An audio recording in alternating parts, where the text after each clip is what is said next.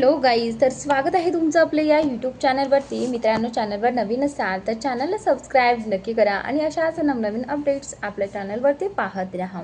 ती मनात विचार करत होती, असं काही आहे का जे मला माहीत नाही. नाही नाही, ते माझ्यावर कितीही रागावले असले तरी मला कधीच धोका देऊ शकत नाहीत. ते माझ्यावर खूप प्रेम करतात. ती हेच विचार करत होती. इतक्यात विराजची कार एका मोठ्या क्लब समोर येऊन थांबली. हे पाहून आलियाला थोडं विचित्र वाटलं. ड्रायव्हरने कार थांबवताच तीही कारमधून खाली उतरली आणि विराजपासून लपून त्याच्या मागोमाग जाऊ लागली. दुसरीकडे विराज क्लबमध्ये जाऊन बारटेंडर समोर बसला आणि शांतपणे ड्रिंक करू लागला. आलिया लपून हे सगळं पाहत होती. विराज कोणाकडेही लक्ष न देता फक्त शांतपणे ड्रिंक करत होता.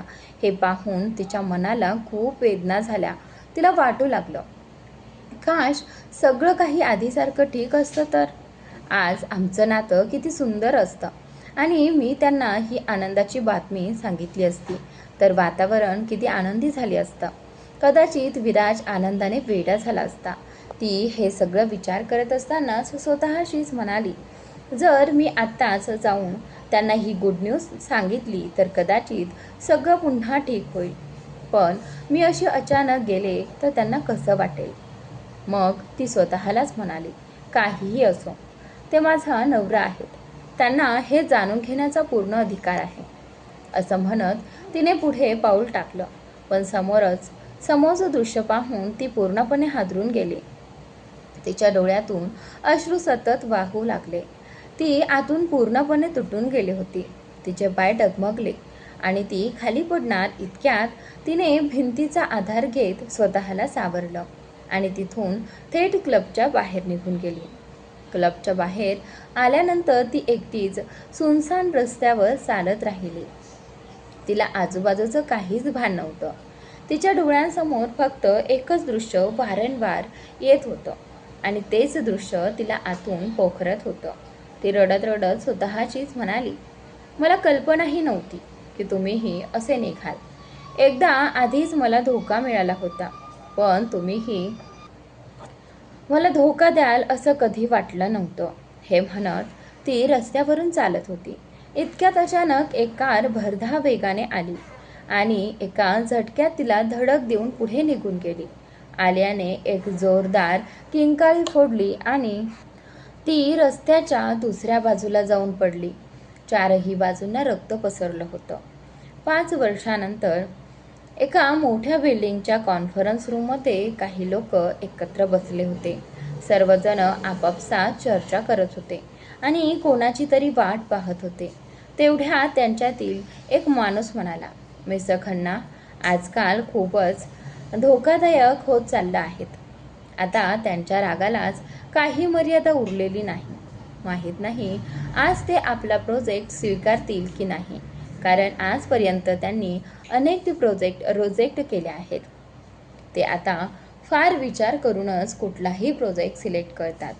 त्याच्या शेजारी बसलेला दुसरा माणूस म्हणाला, यू आर राईट. माहीत नाही त्यांना काय झालंय. ते खूपच चुजी झाले आहेत. कितीही प्रयत्न केले तरी त्यांना कुठलाच प्रोजेक्ट पटकन पसंत पडत नाही. पण जर त्यांच्यासोबत आपली डील झाली तर आपल्या कंपनीला खूप फायदा होईल. इतक्या मोठ्या कंपनीसोबत काम करण्याची संधी मिळाली तर आपली कंपनीही मोठ्या कंपन्यांमध्ये गणली जाईल. पहिला माणूस पुन्हा म्हणाला, यू आर राईट. म्हणूनच मी इथे मोठ्या अपेक्षेने आलो आहे. कदाचित त्यांना आपला प्रोजेक्ट आवडेल. हे सगळं अजून बोलतच होते. इतक्यात कॉन्फरन्स रूमचा दरवाजा उघडला आणि एक रुबाबदार व्यक्तिमत्व असलेला माणूस आत आला. उंच बांधा, निळे डोळे, विस्कटलेले केस, पातळ ओठ, लांब नाक आणि दुधासारखा गोरा रंग. त्याचं व्यक्तिमत्व इतकं प्रभावशाली होतं की त्याला पाहताच सर्वजण लगेच आपल्या जागेवर उभे राहिले आणि एकाच आवाजात म्हणाले, गुड मॉर्निंग मिस्टर खन्ना. तो दुसरा तिसरा कोणी नसून विराज खत्री होता. सर्वांनी विराजला ग्रीट केलं, पण विराजने सगळ्यांना पूर्णपणे दुर्लक्ष केलं. आणि थेट कॉन्फरन्स रूममधील हेड चेअरवर जाऊन बसला. त्याच्यासोबत रोहित म्हणजेच त्याचा असिस्टंटही होता. तोही शांतपणे विराजच्या मागोमाग येऊन उभा राहिला. विराज बसताच बाकीचे सर्व लोकही शांतपणे आपल्या जागेवर बसले. विराजच्या थंड आणि उद्धट वागण्याची सगळ्यांना सवय झाली होती. तो कोणालाही विशेष महत्त्व देत नव्हता. काही क्षणांनी त्याने हाताच्या इशाऱ्याने मीटिंग सुरू करण्यास सांगितलं. थोड्याच वेळात मीटिंग सुरू झाली आणि सलग 3 तास चालू राहिली. अचानक शांत बसलेल्या विराजच्या चेहऱ्यावर रागाचे भाव उमटू लागले. त्याने जोरात टेबलवर हात आपटत संतापाने म्हटलं, मीटिंग इज ओव्हर. हे बोलून तो लगेच आपल्या खुर्चीतून उठला. सूटचे बटन नीट केले आणि वेगाने कॉन्फरन्स रूमच्या बाहेर निघून जाऊ लागला. तेवढ्यात मागून एक माणूस घाबरत म्हणाला, मिस्टर खन्ना, आपण हे तर सांगितलंच नाही की आमचा प्रोजेक्ट आपल्याला कसा वाटला. त्या माणसाचा आवाज ऐकताच विराजने तिरक्या नजरेने त्याच्याकडे पाहिलं. त्याची नजर इतकी भयानक होती की तो माणूस भीतीने थरथर कापू लागला आणि त्यानंतर जागेवरच गप्प झाला. विराज काहीही न बोलता पुन्हा मागे वळला आणि थेट कॉन्फरन्स रूमच्या बाहेर निघून गेला. त्याच्या मागोमाग रोहितही गेला. तेव्हा त्या माणसाच्या बाजूला उभा असलेला दुसरा व्यक्ती हळू आवाजात म्हणाला, अरे वेड्या, तुला इतकं सुद्धा समजत नाही का? मिस्टर खन्नानी मीटिंग इज ओव्हर म्हटलंय, म्हणजे त्यांना तुमचा प्रोजेक्ट अजिबात पसंत पडलेला नाही आणि त्यांना ही डीलही करण्यात काहीही इंटरेस्ट नाही. हे ऐकताच तो माणूस गोंधळला आणि इकडे तिकडे नजर फिरवू लागला. ते पाहून बाकीचे लोकही त्याची खिल्ली उडवू लागले.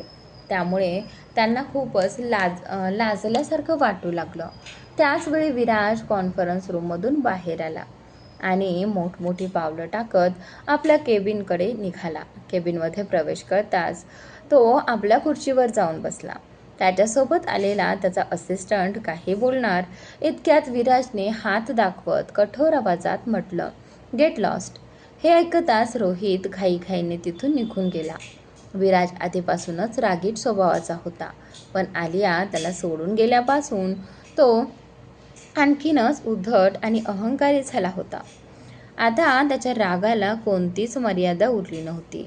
अगदी छोट्या छोट्या गोष्टींवरही तो संतापत असे. त्यामुळे ऑफिसमधील सगळे कर्मचारी त्याच्यापासून घाबरू लागले होते. कोणाचीही हिंमत होत नव्हती की त्यांनी विराजसमोर जावं, कारण जो कोणी त्याच्यासमोर जायचा त्याच्यासाठी तो दिवस शेवटचा ठरायचा. विराज फक्त ऑफिसमध्येच नाही तर घरच्यांसोबतही तितकाच उद्धट आणि अहंकारी वागत होता. त्याला कोणाशीही काही देणं घेणं नव्हतं. तो सगळ्यांसमोर दूर राहायचा आणि फारसं कोणाशी बोलतही नसे. त्याच्या चेहऱ्यावर कायम रागाचे भाव असायचे आणि रागामुळे त्याचे नाक नेहमी लाल झालेलं असायचं. त्याची डोळे कायम नशेत असल्यासारखे दिसत होते. तो खुर्चीला मागे टेकून डोळे बंद करून बसला होता. इतका त्याच्या डोळ्यांसमोर आलियाचा हसरा चेहरा तरळून गेला. तिचं हसणं, प्रेमाने बोलणं, त्याच्याकडे पाहून लाजणं, सगळं काही एका चित्रफितीसारखं त्याच्या डोळ्यासमोर फिरू लागलं. विराजसोबत हे नेहमीच व्हायचं. तो जेव्हा एकटा असायचा तेव्हा त्याच्या डोळ्यांसमोर कायम आलियाच यायची. पण लगेच तिने त्याला सोडून गेल्याची आठवण होताच त्याने झटकन डोळे उघडले. त्याचे डोळे हळूहळू लाल होऊ लागले. त्याने रागाने मूठ आवळली आणि टेबलावर जोरात आपटत म्हणाला, धिस इज नॉट फेअर. हे तू बरोबर केलं नाहीस वैफी. तुला माहीत नाही मी तुला किती शिक्षा देईन. तुला कल्पनाही नाही तुला याची किती मोठी किंमत चुकवावी लागेल. फक्त एकदा तू मला भेट. असं म्हणत त्याने टेबलाचा ड्रॉवर उघडला आणि त्यात ठेवलेल्या आलियाच्या फोटोवर अलगद हात फिरवला. मात्र त्याच्या चेहऱ्यावर कोणतेही भाव नव्हते. तो फोटोवर हात फिरवत असतानाच अचानक केबिनचा दरवाजा उघडला. दरवाजा उघडल्यामुळे विराज संतापाने लाल झाला. त्याने रागाने दरवाजाकडे पाहिलं तर समोर एक मुलगी उभी होती. तिने शॉर्ट ड्रेस घातला होता. चेहऱ्यावर गडद मेकअप केला होता आणि केस मोकळे सोडले होते. तिचा ड्रेस खूपच बोल्ड आणि आकर्षक होता. ती कंबर हलवत स्टाईलमध्ये विराजकडे चालत आली. तिला पाहताच विराजने कसाबसा स्वतःच्या रागावर नियंत्रण मिळवलं. ती त्याच्याजवळ येत त्याच्यासमोर झुकून म्हणाली, "व्हॉट हॅपन्ड अभि?" विराजने तिला पूर्णपणे दुर्लक्षित करत उत्तर दिलं, "don't know, I am okay."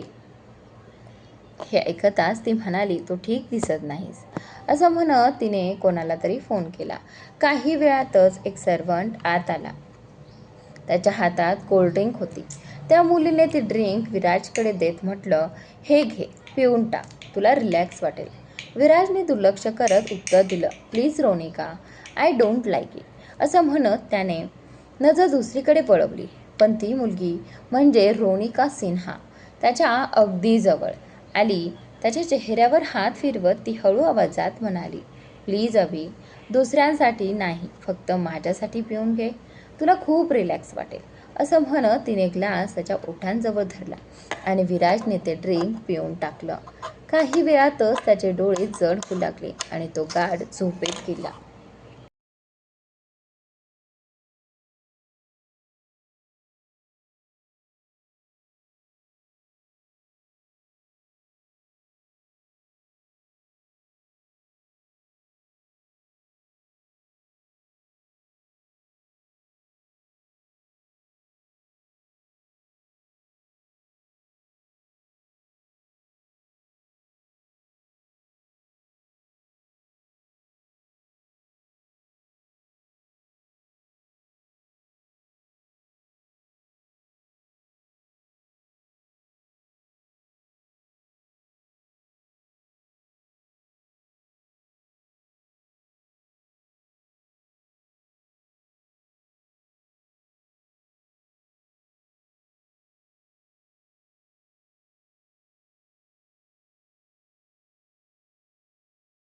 विराजला अशा अवस्थेत पाहून रोनिकाच्या ओठांवर एक धोकादायक हास्य उमटलं. रोनिका हसतच त्या ड्रॉवरकडे पाहू लागली ज्यात आलियाचा फोटो ठेवलेला होता. तिने फोटो हातात घेतला आणि त्याच्याकडे रोखून पाहत म्हणाली, "यू नो व्हॉट, तू काटा आहेस ज्याला काढून टाकण्यासाठी मला खूप काही करावं लागतं. मी अशी अनेक कामं केली जी मला कधीच करायची नव्हती, कारण तू माझ्या आणि विराजच्या मध्ये येत होतीस. त्यामुळे तुला या जगातून नाहीसं होणं गरजेचं होतं. आणि विराजच्या मनात तू अजूनही जिवंत आहेस ना, तर मी त्याच्या प्रत्येक आठवणीतून तुला हळूहळू मिटवून टाकेन, कारण विराज फक्त माझा आहे." असं म्हणत तिने आलियाच्या फोटोवर नखं फिरवायला सुरुवात केली. तिच्या लांब नखांमुळे फोटोवर ओरखडे उमटू लागले आणि फोटो खराब झाला. त्या फोटोकडे पाहून रोनिका मोठ्याने हसू लागली आणि म्हणाली, "पाहिलंस, फक्त एका नखामुळे तुझा चेहराच खराब झाला. मग विचार कर, तू जर कधी माझ्यासमोर आलीस तर तुझं काय हाल करेन मी. आणि विराजबद्दल सांगायचं झालं तर तू जिथे आहेस तिथेच राहिलीस तर सुरक्षित राहशील. विराजची काळजी अजिबात करू नकोस, बिकॉज ही इज माइन." असं म्हणत ती जोरजोरात हसू लागली. पुण्यातील एका पॉश परिसरात एक सुंदर बंगला होता. त्या बंगल्याच्या बाहेर मोठ्या आकर्षक अक्षरात AR शर्मा असं लिहिलेलं होतं. संपूर्ण बंगल्याभोवती कडक सुरक्षा व्यवस्था होती. बाहेरून जितका तो बंगला आलिशान दिसत होता त्याहून अधिक सुंदर तो आतून होता. पांढऱ्या संगमरवरी भिंतीवर पडणाऱ्या सूर्यकिरणांमुळे त्याचे सौंदर्य आणखी खुलून दिसत होते. बंगल्याच्या बाहेर एक छोटंसं पण अतिशय सुंदर गार्डन होतं. पण अतिशय सुंदर गार्डन असल्यामुळे जरी बंगला फार मोठ्या जागेत बांधलेला नव्हता तरी त्याची भव्यता कोणालाही पुन्हा एकदा पाहायला भाग पाडणारी होती. त्या बंगल्यात अनेक मेड्स काम करत होत्या. तेवढ्यात एक अतिशय सुंदर मुलगी जिन्यावरून हळूहळू खाली उतरून हॉलमध्ये आली. दुधासारखा गोरा रंग, मोठे गहिरे डोळे, लांब सडक काळेभोर केस आणि तिने घातलेला पिंक रंगाचा क्रॉप टॉप व पॅन्ट तिच्या सौंदर्यात आणखीन भर घालत होते. पायात साध्या हिल्स असूनही तिच्या चालण्यात एक वेगळीच नजाकत होती. ती हॉलमध्ये येताच एक मेड तिच्याकडे पाहून म्हणाली, मॅडम, तुमचा नाश्ता तयार आहे. ती मुलगी हलकसं हसत केस कानामागे सारत म्हणाली, थँक्यू. असं म्हणत ती थेट डायनिंग टेबलकडे गेली आणि तिथे बसली. तिने हातात रिमोट घेतला आणि समोरच्या LED कडे करत तो ऑन केला. LED सुरू होताच न्यूज चॅनल लागलं. त्या चॅनलवर ब्रेकिंग न्यूज सुरू होती. ती बातमी पाहताच त्या मुलीच्या चेहऱ्यावरील भाव एका क्षणात बदलले. न्यूजमध्ये सध्या बिझनेस टायकून विराज खन्ना याच्याबद्दल बातमी दाखवली जात होती. न्यूज रिपोर्टर म्हणत होती, पहा, जगातील नंबर 1 बिझनेसमन विराज खन्ना आज आपल्या गर्लफ्रेंडसोबत एका खास पार्टीला जाणार आहेत. ही पार्टी मोठमोठ्या उद्योगपतींसाठी खूप महत्त्वाची मानली जाते. जरी विराजने कधीही सार्वजनिकरित्या तिला आपली गर्लफ्रेंड मान्य केलं नसलं तरी दोघांमध्ये काय सुरू आहे हे सगळ्यांनाच माहिती आहे. पहा त्यांच्या काही सुंदर फोटोज. हे म्हणताच स्क्रीनवर अभय आणि रोनिकाचे एकमेकांचे अगदी जवळ उभे असलेले फोटो दिसू लागले. त्या फोटोंमधून त्यांचं एकमेकांवरील प्रेम स्पष्ट जाणवत होतं. हे सगळं पाहून डायनिंग टेबलवर बसलेल्या त्या मुलीच्या डोळ्यात राग दाटून आला. नकळत तिच्या डोळ्यातून अश्रू वाहू लागले. ते अश्रू पाहून असं वाटत होतं जणू तिच्या डोळ्यातून रक्तच वाहत आहे. ती स्वतःला कसंबसं सावरत एकटक LED कडे पाहत होती. तेवढ्यात मागून 2 छोट्या गोंडस हातांनी तिच्या गळ्याभोवती मिठी मारली. त्या निष्पाप स्पर्शाने तिच्या ओठांवर हलकसं स्मित उमटलं. तिने पटकन डोळ्यातले अश्रू पुसले आणि म्हणाली,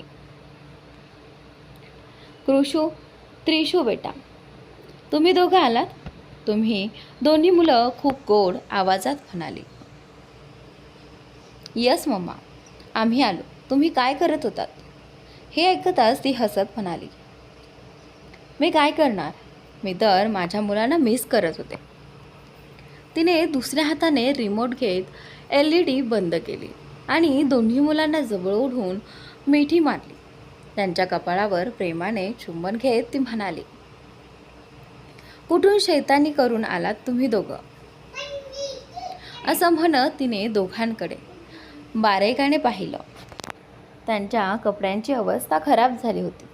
केस विस्कटले होते आणि हातपायांवर माती लागलेली होती. त्यांना पाहून स्पष्ट कळत होतं की दोघांनी नुकतीच खूप धमाल केली होती. दोन्ही मुलं लगेच शांत झाली आणि निरागस चेहरा करत म्हणाली, mama, we are innocent babies. हे ऐकताच तिच्या चेहऱ्यावर गोड हसू उमटलं. पण लगेचच तिने स्वतःला सावरत गंभीर चेहरा केला आणि म्हणाली, हो हो, मला माहिती आहे तुम्ही दोघं किती इनोसंट आहात ते. माझ्यासमोर भोळं बनायची गरज नाही. मी तुमची आई आहे. चला आधी हात धुवून या.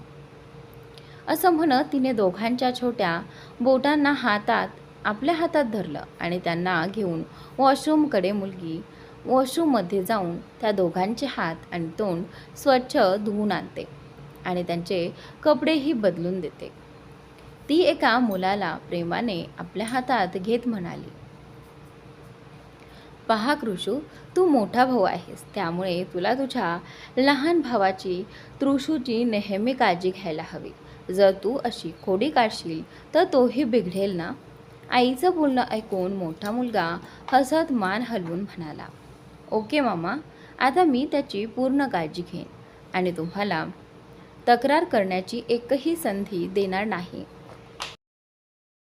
हे ऐकताच ती मुलगी त्याच्या गालावर प्रेमाने किस करत म्हणाली, दॅट्स लाईक माय बेबी. त्यानंतर तिने दुसऱ्या मुलाचे कपडे नीट केले आणि त्यालाही किस करत म्हणाली, माय क्यूट बेबी.